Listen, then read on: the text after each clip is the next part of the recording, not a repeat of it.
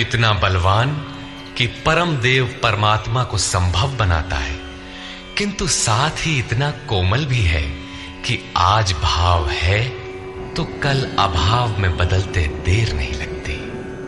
इष्ट में लेश मात्र भी त्रुटि प्रतीत होने पर भाव डगमगा जाता है।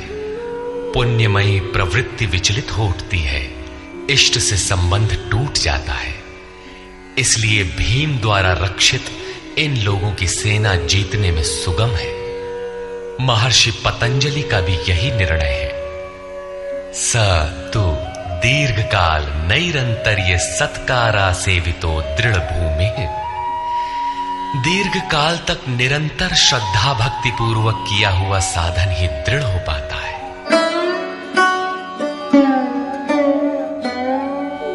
तस्य संजनयन् हर्षं कुरु वृद्धः पितामहः सिंहनादं विनद्योच्चैः शंखं दध्मौ प्रतापवान्।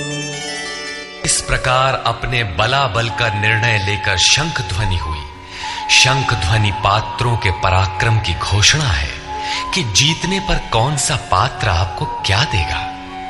कौरवों में वृद्ध प्रतापवान पितामह भीष्म ने उस दुर्योधन के हृदय में हर्ष उत्पन्न करते हुए उच्च स्वर से सिंहनाद के समान भयप्रद शंख बजाया। सिंह प्रकृति से भयावह पहलू का प्रतीक है। घोर जंगल के नीरव एकांत में शेर की दहाड़ कान में पड़ जाए तो रोंगटे खड़े हो जाएंगे, हृदय कांपने लगेगा। यद्यपि शेर आपसे मीलों दूर है। भय प्रकृति में होता है, परमात्मा में नहीं। वो तो अभय सत्ता है। भ्रम रूपी भीष्म यदि विजयी होता है तो प्रकृति के जिस भयारण्य में आप हैं उससे भी अधिक भय के आवरण में बांध देगा। भय की एक परत और बढ़ जाएगी, भय का आवरण घना हो उठेगा। ये भ्रम इसके अतिरिक्त और कुछ नहीं दे सकेगा। अतः प्रकृति से निवृत्ति ही गंतव्य का मार्ग है। संसार में प्रवृत्ति तो भवाटवी है, घोर अंधकार की छाया है। इसके आगे कौरवों की कोई घोषणा नहीं है। कौरवों की ओर से कई बाजे एक साथ बजे, किंतु कुल मिलाकर वे भी भय ही प्रदान करते हैं, इससे अधिक कुछ नहीं।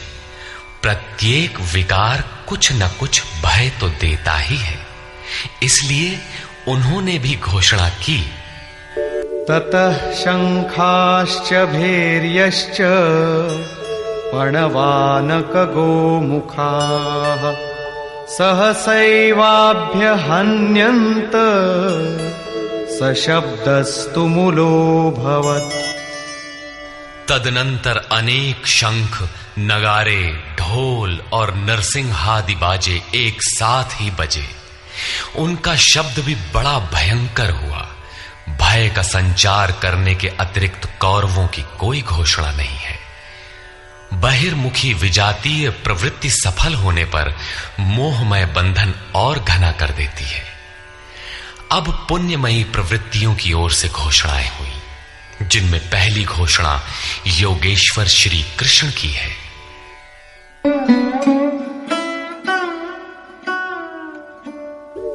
ततः श्वेतैर्हयैर्युक्ते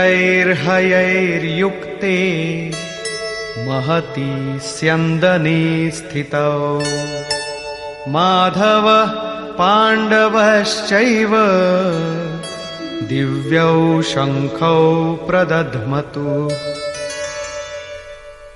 इसके उपरांत श्वेत घोड़ों से युक्त, जिनमें लेश मात्र कालिमा दोष नहीं है, श्वेत सात्विक निर्मलता का प्रतीक है। महति स्यन्दने, महान रथ पर बैठे हुए योगेश्वर श्री कृष्ण और अर्जुन ने भी अलौकिक शंख बजाए। अलौकिक का अर्थ है लोकों से परे।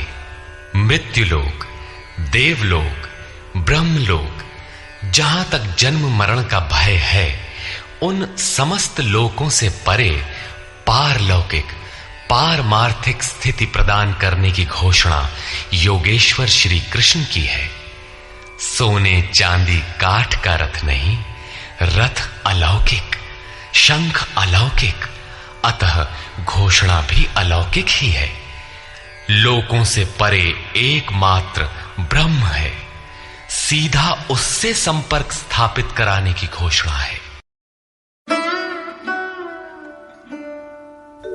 पांचजन्यम ऋषिकेशो देवदत्तं धनंजयः पौंड्रम दध्मौ महाशंखं भीमकर्मावृकोदरः।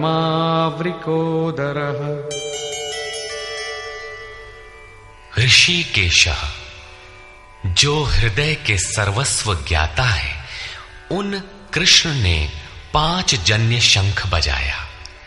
पांचों ज्ञानेंद्रियों को पंच तन्मात्राओं शब्द, स्पर्श, रूप, रस, गंध के रसों से समेटकर अपने जन भक्त की श्रेणी में ढालने की घोषणा की। विकराल रूप से बहकती हुई इंद्रियों को समेटकर उन्हें अपने सेवक की श्रेणी में खड़ा कर देना हृदय से प्रेरक सद्गुरु की देन है। श्री कृष्ण एक योगेश्वर सद्गुरु थे।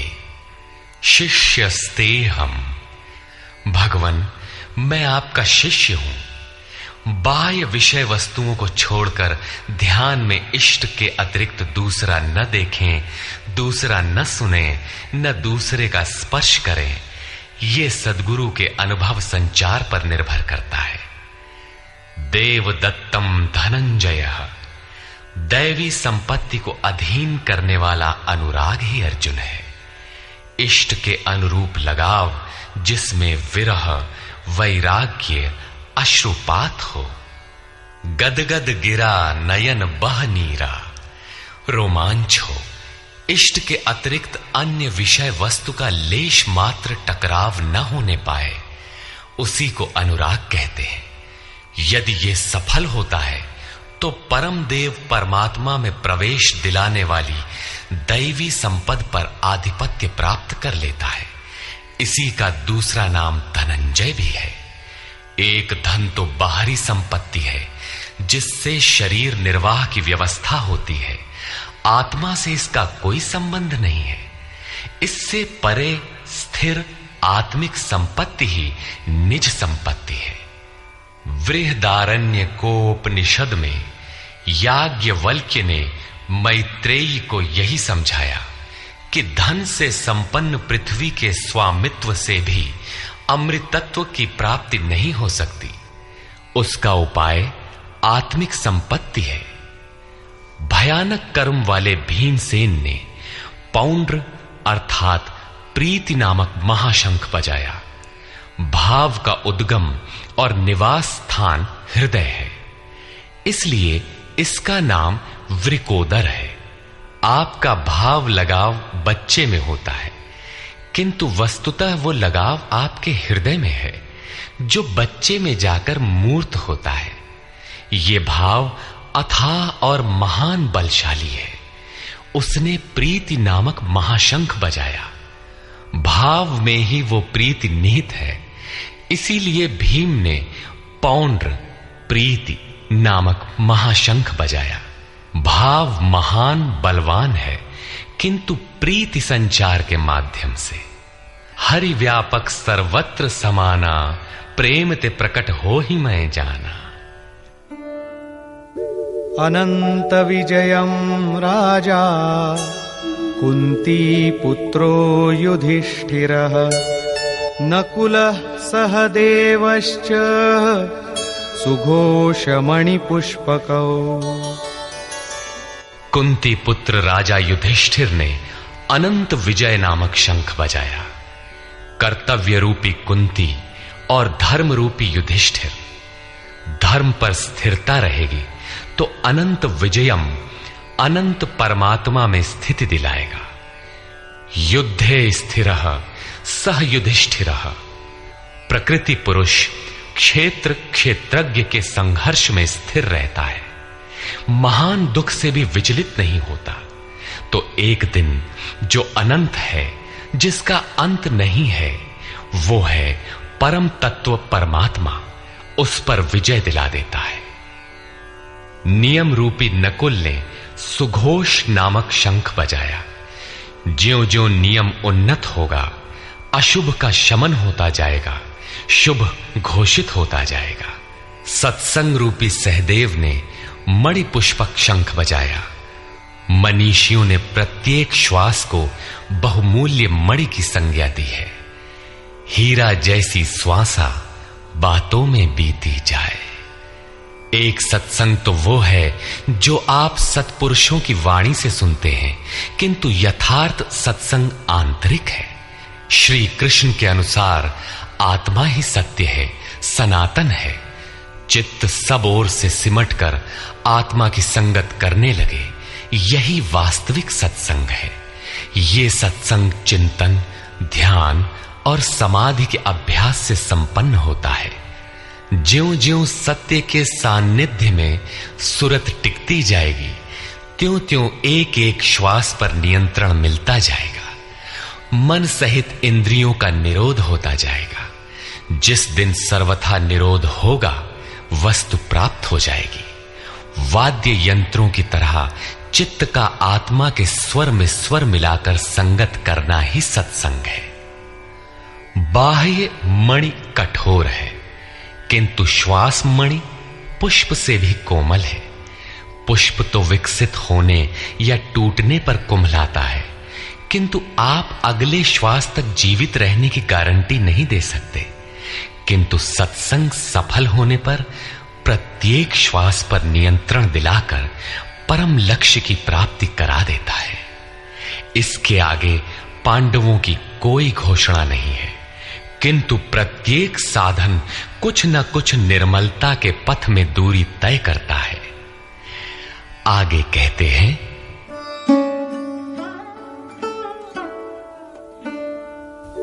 काश्यश्च परमेश्वासः शिखण्डी च महारथः धृष्टद्युम्नो विराटश्च सात्यकिश्चापराजितः।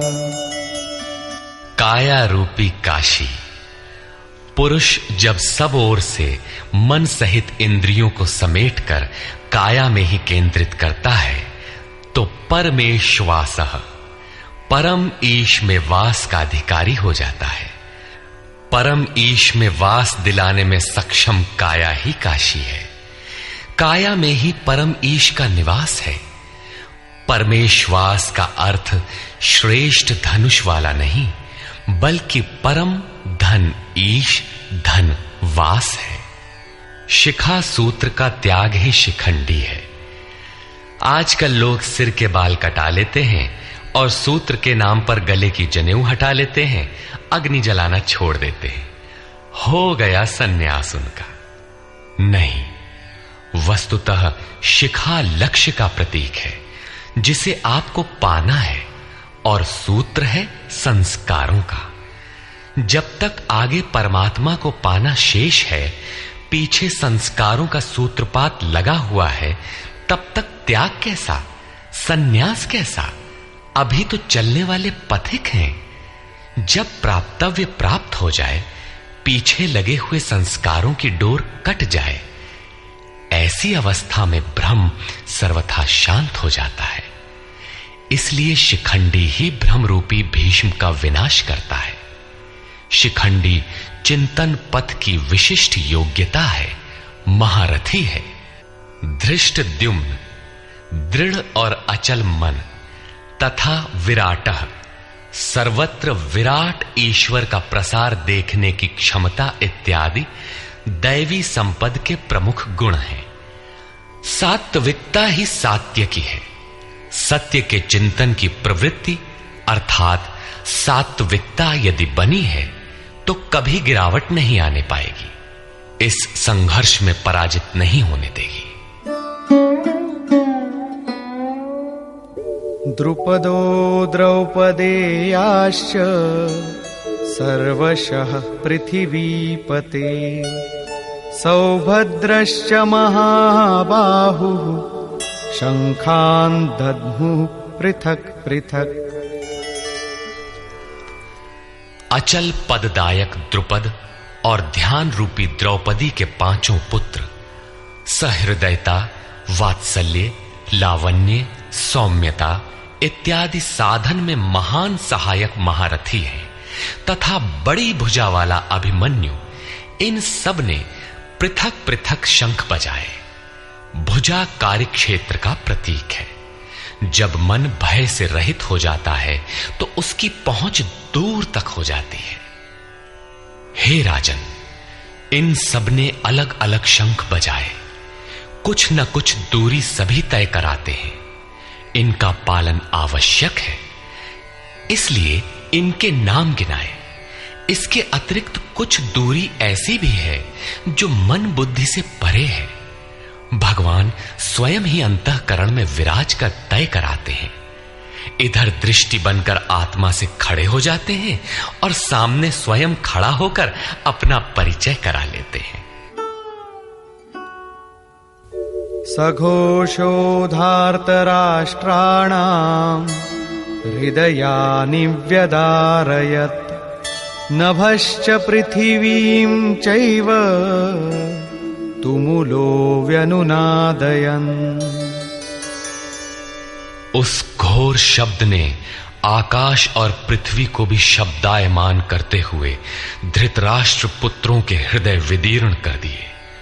सेना तो पांडवों की ओर भी थी, किंतु हृदय विदीर्ण हुए धृतराष्ट्र पुत्रों के।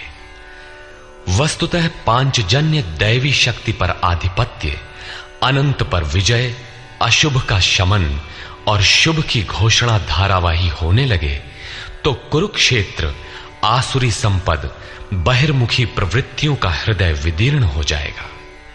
उनका बल शनैः शनैः क्षीण होने लगता है।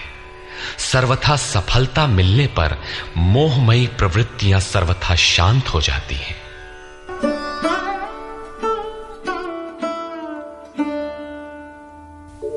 अथ व्यवस्थितान् दृष्ट्वा धार्तराष्ट्रान् कपिध्वजः प्रवृत्ते शस्त्रसम्पाते धनुरुद्यम्य पाण्डवः। ऋषिकेशं तदा वाक्यम् इदमाह महीपते सेनयोरुभयोर्मध्ये रथं स्थापयमेच्युत। संयम रूपी संजय ने अज्ञान से आवृत मन को समझाया कि हे राजन, उसके उपरांत कपिध्वजः वैराग्य रूपी हनुमान, वैराग्य ही ध्वज है जिसका। ध्वज राष्ट्र का प्रतीक माना जाता है। कुछ लोग कहते हैं ध्वजा चंचल थी, इसलिए कपिध्वज कहा गया, किंतु नहीं। यहां कपि साधारण बंदर नहीं, स्वयं हनुमान थे, जिन्होंने मान अपमान का हनन किया था। सममान निरादर आदरहीन। प्रकृति की देखी सुनी वस्तुओं से, विषयों से राग का त्याग ही वैराग्य है। अतः वैराग्य ही जिसकी ध्वजा है, उस अर्जुन ने व्यवस्थित रूप से धृतराष्ट्र पुत्रों को खड़े देखकर शस्त्र चलने की तैयारी के समय धनुष उठाकर ऋषिकेशम, जो हृदय के सर्वस्व ज्ञाता है, उन योगेश्वर श्री कृष्ण से ये वचन कहा, हे अच्युत, जो कभी च्युत नहीं होता, मेरे रथ को दोनों सेनाओं के बीच खड़ा करिए। यहां सारथी को दिया गया आदेश नहीं, इष्ट सदगुरु से की गई प्रार्थना है। किस लिए खड़ा करें?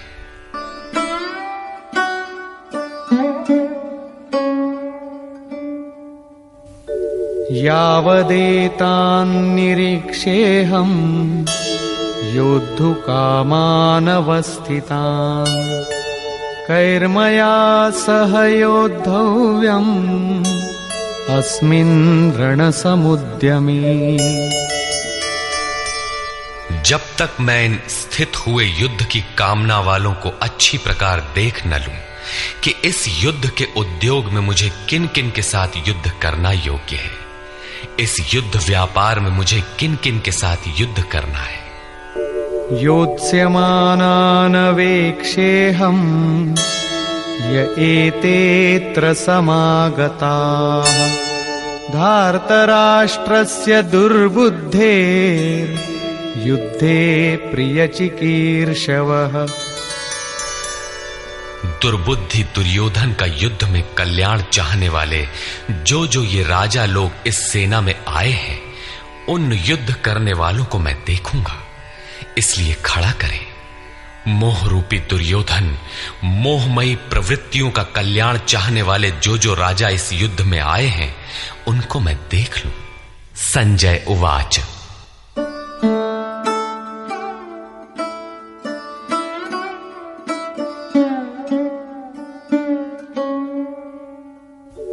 एवमुक्तो ऋषिकेशो गुडाकेशेन भारत सेनयोरुभयोर्मध्ये स्थापयित्वा रथोत्तमम् भीष्मद्रोणप्रमुखतः सर्वेषां च महीक्षिताम् उवाच पार्थ पश्यैतान् समवेतान् कुरुनीति। संजय बोला, निद्राजयी अर्जुन द्वारा इस प्रकार कहे जाने पर हृदय के ज्ञाता श्री कृष्ण ने दोनों सेनाओं के बीच भीष्म, द्रोण और महीक्षिताम शरीर रूपी पृथ्वी पर अधिकार जमाए हुए संपूर्ण राजाओं के बीच उत्तम रथ को खड़ा करके कहा कि पार्थ, इन इकट्ठे हुए कौरवों को देख, यहां उत्तम रथ सोने चांदी का रथ नहीं है। संसार में उत्तम की परिभाषा नश्वर शरीर के प्रति अनुकूलता प्रतिकूलता से की जाती है। ये परिभाषा अपूर्ण है। जो हमारे आत्मा, हमारे स्वरूप का सदैव साथ दे, वही उत्तम है, जिसके पीछे अनुत्तम मलिनता न हो। तत्रापश्यत् स्थितान् पार्थः पितॄनथ पितामहान् आचार्यान् मातुलान् भ्रातॄन् पुत्रान् पौत्रान् सखींस्तथा श्वशुरान् सुहृदश्चैव सेनयोरुभयोरपि। इसके उपरांत अचूक लक्ष्य वाले पार्थिव शरीर को रथ बनाने वाले पार्थ ने उन दोनों सेनाओं में स्थित पिता के भाइयों को, पितामहों को,